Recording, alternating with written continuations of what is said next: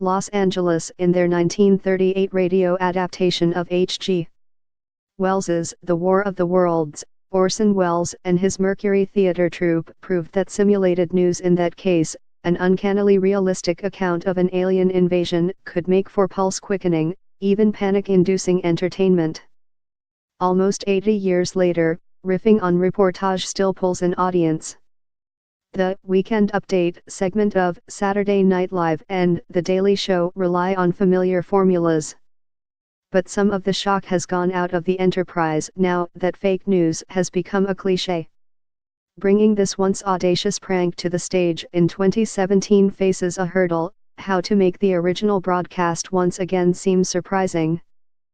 At the premiere here on Sunday of an operatic version of War of the Worlds, the composer Annie Gosfield and the director Yuval Sharon responded to that challenge with a barrage of playful tricks that sprawled well beyond Walt Disney Concert Hall, where the performance was ostensibly taking place.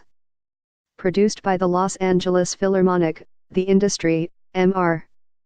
Sharon's experimental opera company, and the public art organization Now Art, the production had both chuckle-out-loud moments and haunting ones. In a speaking role, Sigourney Weaver was a crucial link between the original and this new work. Instead of Orson Welles's radio announcer, whose between-song commentary is interrupted by a Martian invasion, Ms. Weaver introduced the opera by portraying a lightly fictionalized version of herself that is, as a marquee Hollywood name, here to lend a classical performance some glamour. Ms. Weaver's opening lines promised an evening of planetary theme odes by Ms. Gosfield. Then, after the aliens appeared, she was called upon to interrupt this planned concert, giving the audience regular updates and facilitating question-and-answer sessions with sources outside the hall, where extraterrestrial destruction is taking place.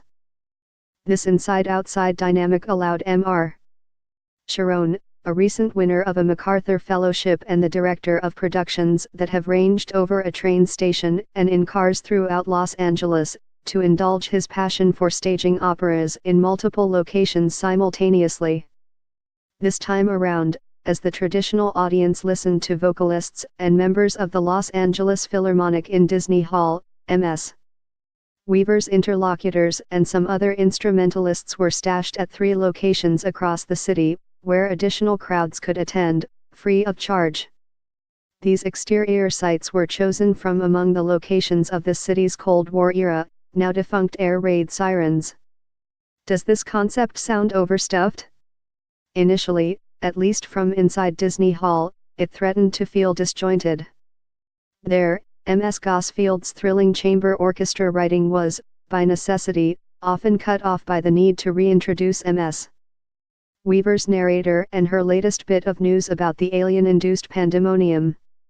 Yet the hard-charging first movement, Mercury, was more than capable of standing on its own as a sizzling orchestral piece. Its references to vintage big band jazz were refracted through some piercing harmonies.